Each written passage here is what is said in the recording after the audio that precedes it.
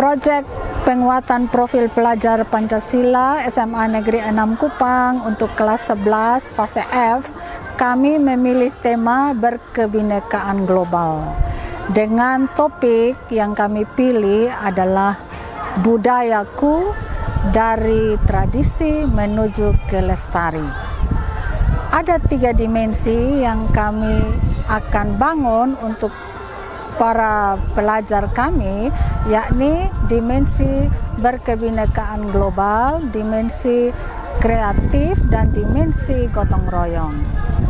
Proyek ini fokusnya adalah bagaimana peserta didik kami menggali warisan-warisan budaya nenek moyang mereka di daerah masing-masing, misalnya budaya tentang rumah adat, pakaian tradisional, permainan tradisional, dan mereka mencari filosofi-filosofi tentang peninggalan-peninggalan budaya itu, dan bagaimana cara mereka mengapresiasi budaya mereka masing-masing, dan mereka akan berkolaborasi pada akhirnya untuk mengadakan festival budaya. Dan itu akan dilaksanakan pada bulan Mei nanti.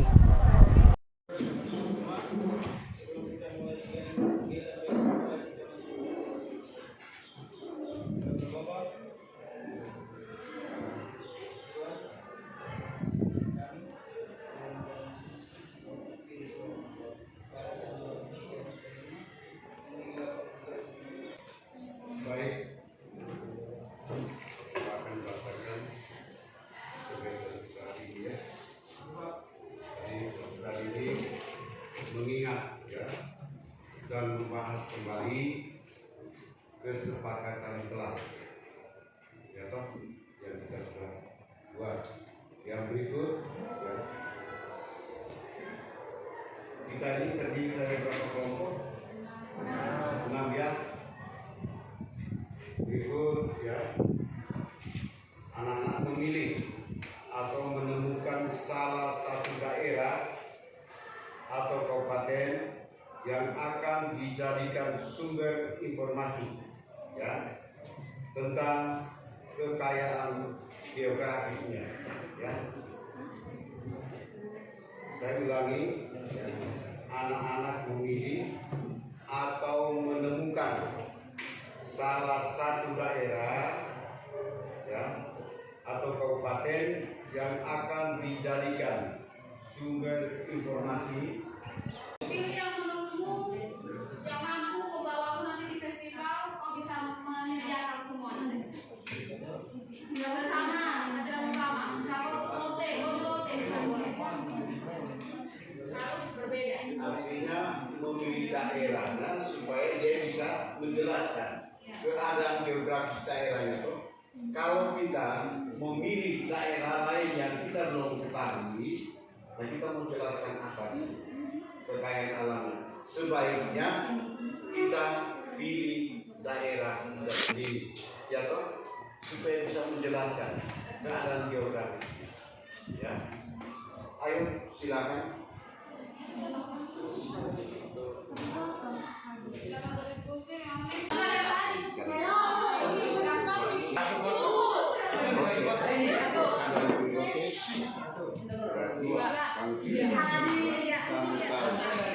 Keadaan geografis Rote itu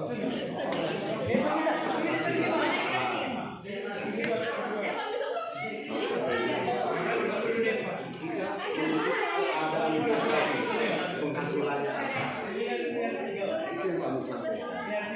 Adat misalnya di Rote dia punya pati batasan daerah itu, misalnya ada apa namanya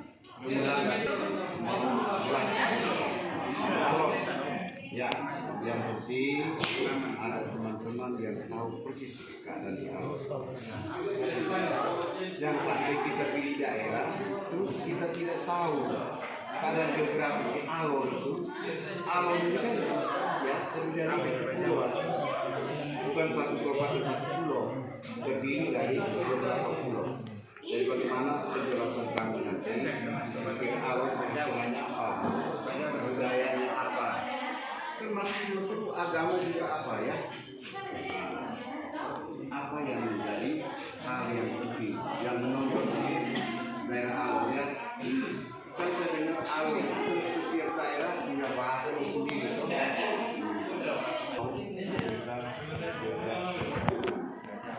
Tapi dosen ya Pak.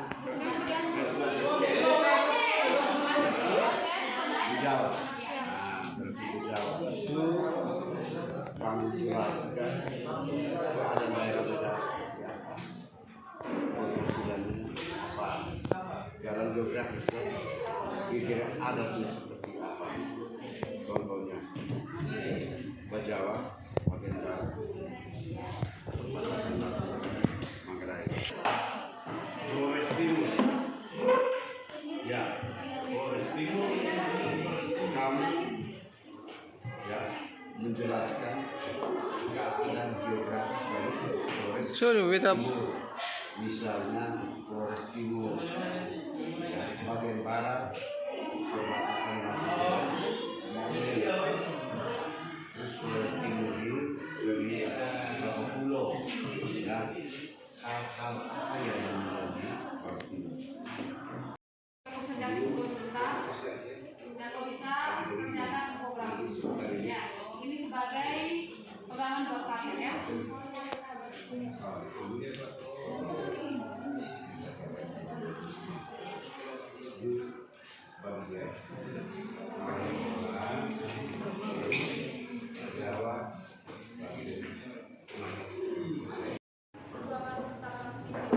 Kita perhatikan sama-sama, kita ngomong sama-sama, kira-kira nanti apa yang perlu kau cari di dalam infografis yang akan kau buat. Ya, dari sama-sama ke studio, mohon tenang, semua menghadap ke depan, ya, semua menghadap ke depan.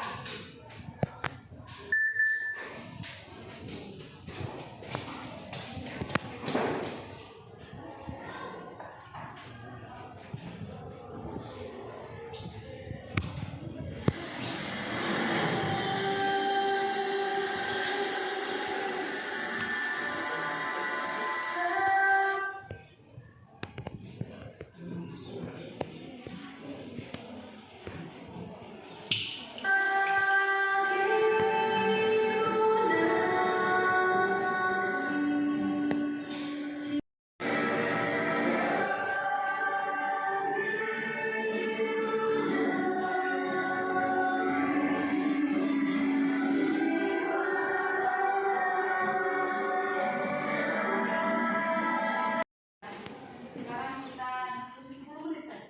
Ya. Ada sedikit pertanyaan buat kalian. Menurut kalian, makna dari kekayaan alam geografis itu apa? Makna dari kekayaan alam geografis itu apa? Itu yang pertama. Yang kita diskusikan. Yang kedua, jenis-jenis kekayaan alam geografis itu apa saja? Jenis-jenisnya. Yang ketiga, potensi sumber daya atau kekayaan alam geografis menurut kalian itu apa saja? Coba satu kelompok menjawab soal pertama tadi. Geografis adalah segala sumber daya dan potensi alam yang dipengaruhi oleh pengaruh geografis suatu daerah.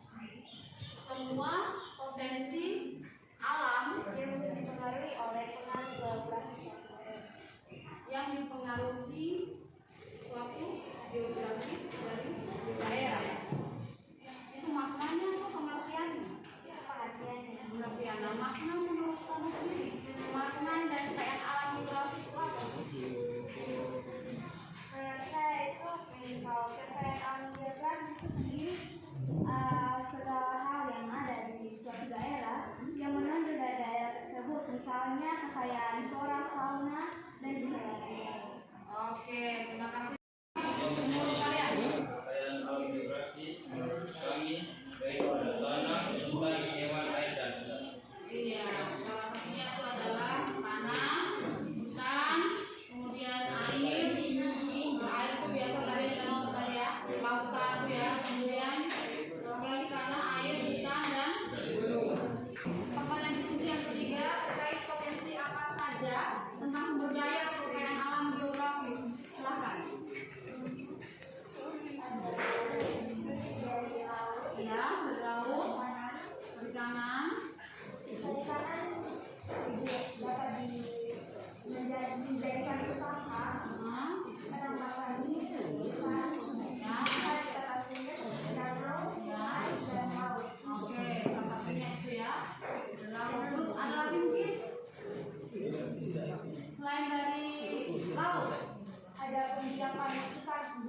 tempat Ya, masih laut, oke. itu nanti bisa dipanen dan dijual. Potensinya sangat luar biasa ya. Apa contohnya? Salah satu contohnya seperti hutan mangrove, Ya. bisa mencegah abrasi, terus tempat perlindungan hewan dan ikan, sarana pariwisata serta pemasaran. Oke, terima kasih. Jadi untuk tugasnya kita diminta untuk membuat infografis terkait dengan sumber daya alam atau kekayaan geografis yang ada di daerah yang kau pilih. Misalkan di Sumba itu apa? Nama wilayahnya apa? Kemudian lambang wilayah Sumba, Barat Daya itu apa? Kemudian peta wilayahnya digambar. Kemudian lanskap unik atau ciri daerah, misalkan ini bukit, gunung, danau, tempat wisata itu apa saja di situ. Itu digambar atau diselesaikan menggunakan kertas karton ini. Kalian buat infografis. Nanti boleh kalian cari di Google foto daerah atau apa yang menonjol di daerah yang kalian pilih. Kalian kirim ke ibu, nanti ibu print, kalian tempel di sini. Ya.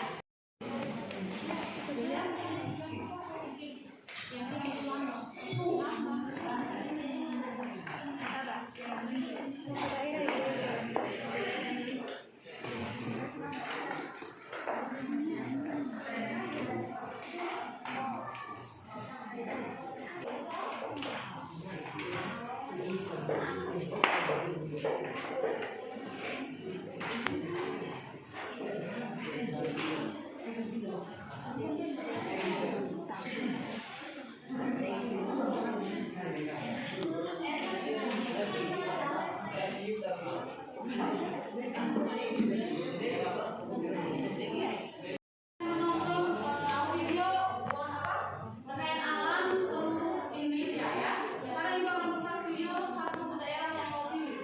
Salah satu contohnya, kelompok ini tadi memilih Alor. Mari kita lihat ada apa saja sih di Alor. Kita lihat bersama. Nanti bakal putarkan semuanya juga. Kita pertama tonton dulu yang Alor ya. Keindahan dan kejayaan lautnya pun Gunung api terbesar yang berada di Pulau Flores yang bernama Gunung Ineri. Gunung Ineri merupakan salah satu wisata alam yang berlokasi di selatan Pulau Flores lainnya. Gunung terdiri sekitar 2.200 km. Menjadi gunung api terbesar di Asia.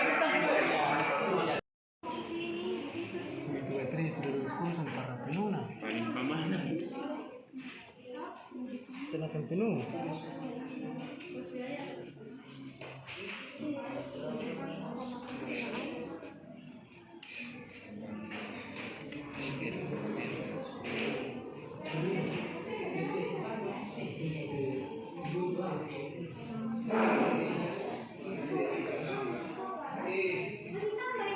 Bukan sampai di sini. Oh, begini. Siap kanan, siapa?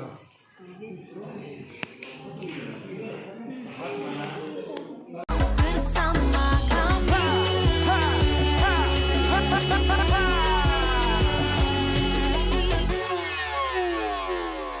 Pelima yang pasti seru.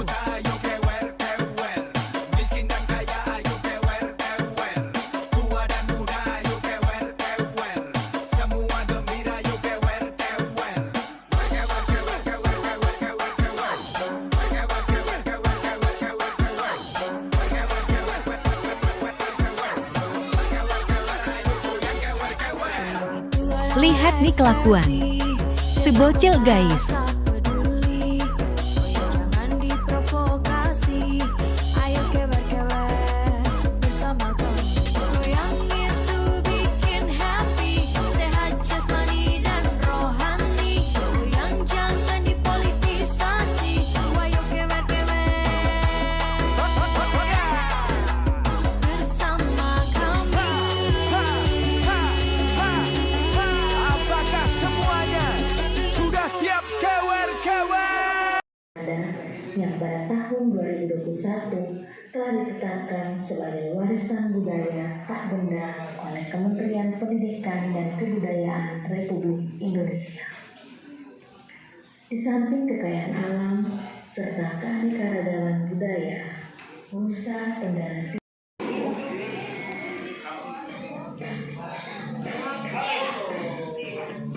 Kierseta susun ini nantinya jadi atap dari saung yang terbuat dari alang-alang.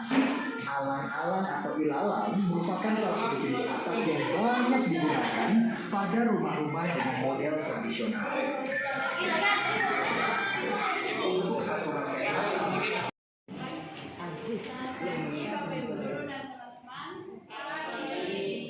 Terima kasih atas waktu dan kesempatan kepada kami dari kelompok 6 akan menyaksikan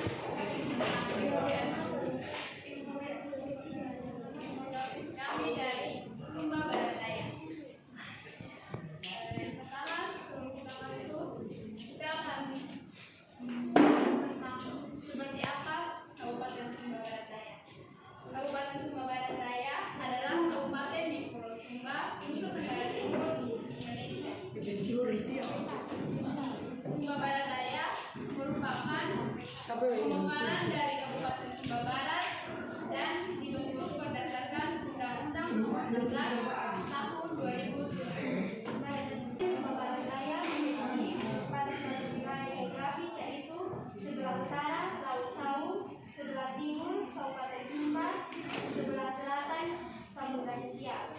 Luas wilayah Kabupaten Sumba Barat Daya 1.445 jumlah penduduk pada pertengahan tahun 2023 dan jumlah penduduk Kabupaten Sumba Barat Daya ini sebanyak 310.114. Sekian hasil kami.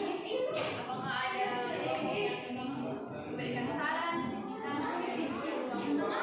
Oke, mungkin kelompok dari Medi akan menanggapi hasil pekerjaan pembuatan infografis dari kelompoknya. Graciana, silakan. Baik, sebelumnya saya berterima kasih kepada kelompok Yacil yang sudah memberikan penjelasan mengenai Sumba Barat Daya. Selain itu saya ingin menanggapi mengenai pesan yang mereka gambarkan tidak jelas dan kita dapat lihat dengan jelas. Selain itu mereka juga telah memberitahukan apa itu Sumba Barat Daya dan berbagai ciri khas, keunikan maupun tarian yang berada dari Sumba Barat Daya. Presentasi tadi sudah ditanggapi oleh beberapa kelompok. Kalian sudah sangat luar biasa.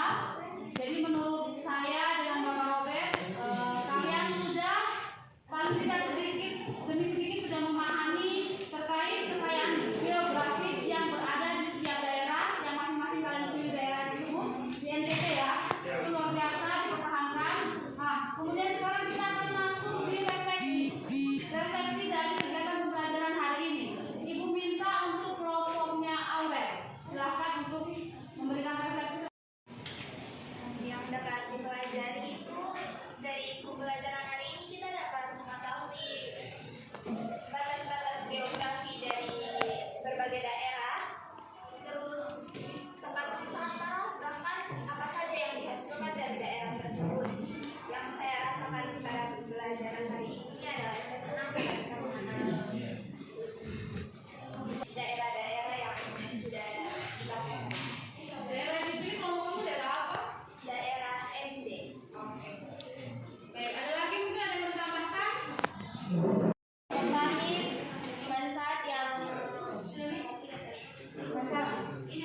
manfaatnya itu yang diperoleh kita dapat mengetahui banyak hal tentang keanekaragaman yang ada di Indonesia dan dapat mengetahui setiap jenis-jenis dan berbagai macam adat istiadat di setiap daerah masing-masing.